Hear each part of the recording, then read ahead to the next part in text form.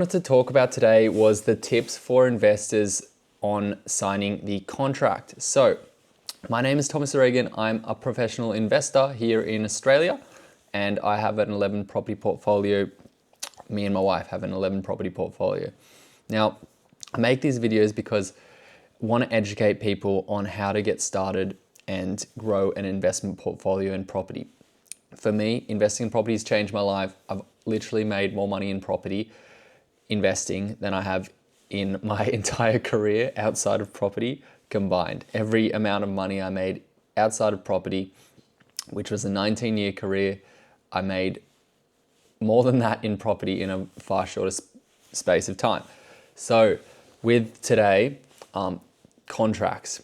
When you sign a contract to purchase a property, unless you're going to auction, and as an investor, most investors, unless you're buying in cash, do not go to auctions. Most professional investors do not go to auctions. I don't know many investors that, invest for profit that go to auctions. I mean, maybe there are another class of investors out there that just buy all their properties in cash, but I'm not part of that group.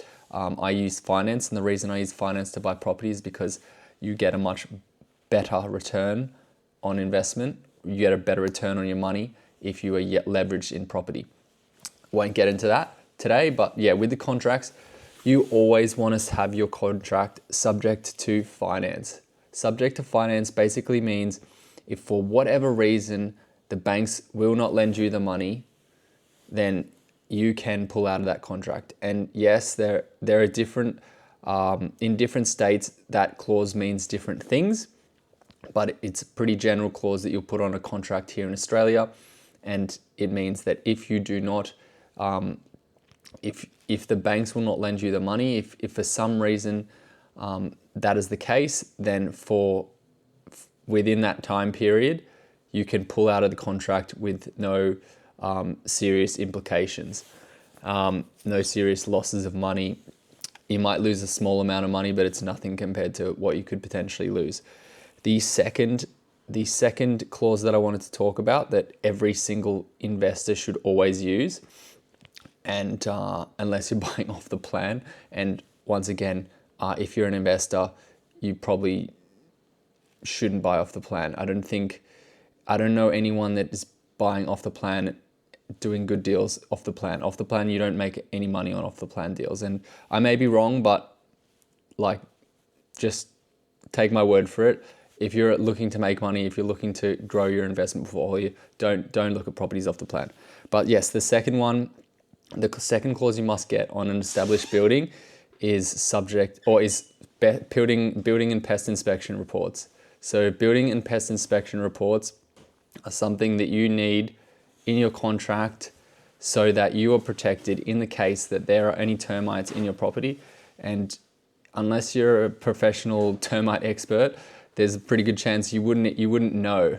You're just a normal person. You don't have the professional expertise to know if there's termites in your property. That's what a professional does. They do it every day. Let the professionals do their work. It's not a very expensive thing to order a pest and building report. It's just like $500 here in Australia, and it could save you thousands and thousands of dollars. So the other one, pest and building report, usually the same thing. Pest and building. So the building part of the report, they check the structure of the property, and generally all you have to put in the contract is subject to pest and building inspection. And the building inspection part means that if there's anything substantially wrong, like any major structural issues with the property, that you can pull out of the contract without any loss to you.